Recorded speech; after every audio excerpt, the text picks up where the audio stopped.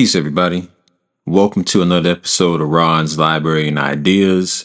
And today we're going to be continuing to chapter 20 of Satan, an autobiography, as told to Yehuda Berg. Chapter 20, Your Ace in the Hole Against Religion. The Ultimate Weapon. I read Latin. I understand Greek. I comprehend English. I'm conversant in Italian, fluent in French, articulate in Arabic, and I speak Hebrew. I totally get those languages. There's only one language I don't understand: Aramaic. Jesus held his most private conversations in Aramaic for that very reason. He dished out hidden wisdom to his closest disciples using Aramaic. He employed the same language when he spun parables to the masses. Parables that concealed the secrets of the universe. Prisca Theologia. There was nothing I could do. I couldn't eavesdrop on the disciples. I was unable to make head or tail of the parables.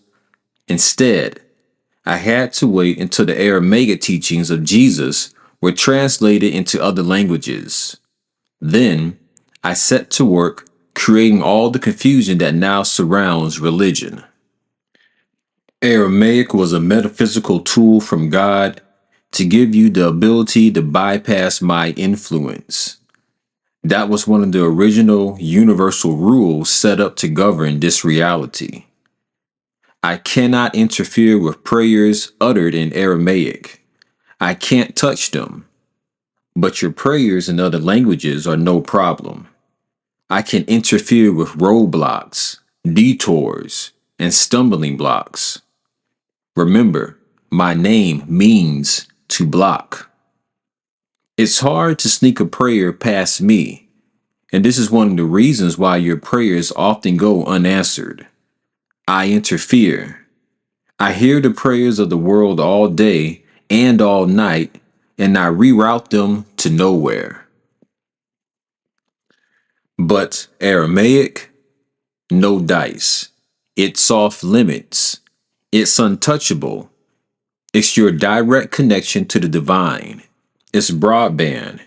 It's super broadband. Aramaic was the predominant language during the time of the Prophet Muhammad in the 7th century. In fact, Aramaic was once as common as English is today. Aramaic is the root of Arabic. Mecca, the holiest city in Islam, is an Aramaic word, Makkah, that means to break through. Makkah is also the name of one of the windows through which prayers must pass to reach the divine light. Put the two definitions together, and you understand why Muslims direct their prayers toward Mecca. It is the window a prayer uses in order to reach the realm of the divine. Simple. The ancient Israelites wrote secret books which revealed all the mysteries of the universe. These books were written in Aramaic so that I would not be able to read them. This includes sections of the book of Daniel and another secret book that I cannot and will not ever mention. This other book is my kryptonite, so don't even bother asking. So, now that Christians, Muslims, and Israelites had a common thread, I had to do something drastic. I had to cut the thread. I had to create conflict between the three faiths. You see, Aramaic didn't belong to the Israelites, or to the Christians, or to the Muslims. It belonged to all of them, just like the light of the sun belongs to all of them, irrespective of their particular beliefs. That was its secret. Aramaic is universal. It is the secret for unifying the three faiths, and prayers in Aramaic reach the divine. That means that if enough Israelites, Christians, and Muslims put this power behind their prayers, it would undo me forever. So you know what I did? I turned Aramaic into a dead language. I phased it out over the centuries. Then I buried it. I methodically severed Aramaic's connection to Arabic and thereby to Muslims. Then I cut it off from Jesus and Christians. So listen up, Muslims, Christians, and Israelites. I will only explain this once. Arabic is divine. Latin, Greek, and English are divine. Hebrew is divine, and so is Aramaic. Everything, including all languages spoken on earth, originated from the one God. But only Aramaic is off limits to me, and that is its underlying power. It's not that Aramaic is holier than Arabic or Hebrew, it's just that Aramaic is beyond my reach. Did you ever wonder why it's taking your prayers in your native language so long to change the world or transform your life? If you're a Muslim, did your Arabic prayers bring you world peace yet? No. The children of Ishmael are dying every day, and your enemies still exist. If you're a Christian, did your particular Latin, Greek, or English prayers bring you world peace yet? No. The disciples of Jesus Christ are still hurting, suffering, and dying every day. If you're an Israelite, did your Hebrew prayers bring you world peace yet? No. You are still persecuted, complaining, and miserable after all these centuries. How long before you wise up? It should boggle your mind. 2,000 years of unanswered prayers, and you still hope and wait. You're now at a critical junction in human history. My stranglehold has put you, all of humanity, into a collective coma, the big sleep.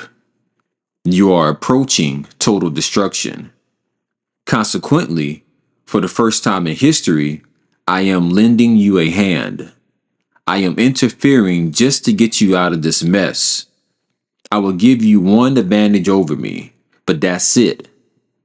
Be forewarned. After I give it to you, I will then use all my powers to persuade you not to employ this weapon. I have to. That's my job.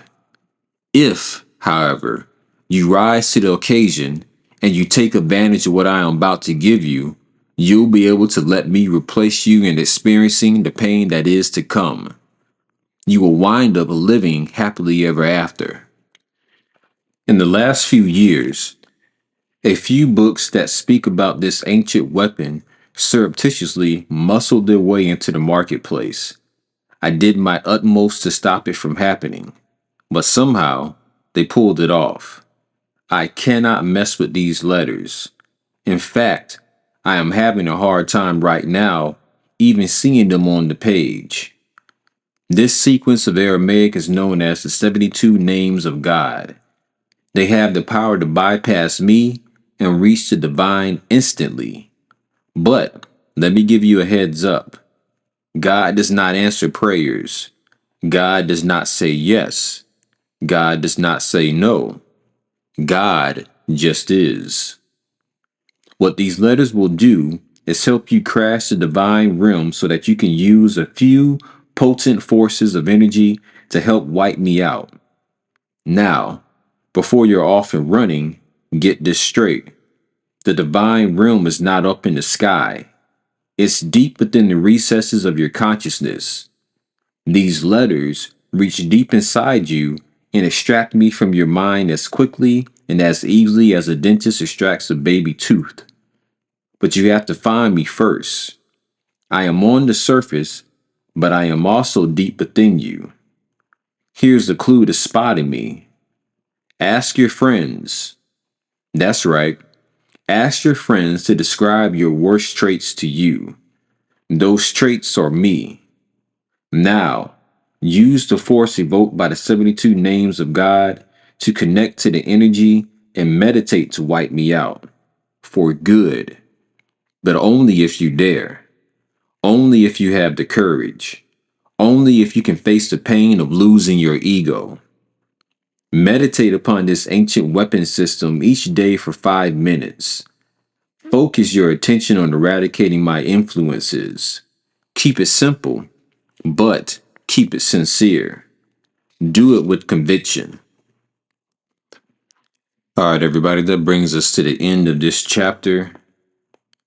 And honestly, I've heard of Aramaic, but I've never heard of this 72 names of God and exactly how do you use them. I did a quick Google search and I saw some books online, and it seems like you're supposed to read these names out loud in Aramaic, and it's supposed to affect some type of change in your mentality and your body. Now, this isn't something that I've tried for myself, but I am curious. So I think I will check that out. And that's probably going to be another audio book that I can put on here that you guys can listen to and hopefully get some benefit from. What do you guys think of there being a language that you can use that the adversary or Satan can't get to affect your prayers? I think that's something that's must be a good thing. It does make me question why is that the one language that is forbidding to Satan? Why can't he access that one? Well, I guess I have to do my research to find out. You guys, if you know, let me know in the comments. Let me know if you know anything about Aramaic at all, and if you're interested in hearing that read aloud on my YouTube channel. As always, I appreciate you guys tuning in. Share this with someone that you could think, share this with someone that you think can use this message. Hit that like button and subscribe. And make sure you check out my other videos on my channel. I'll see you guys next time, and thank you for listening. Peace.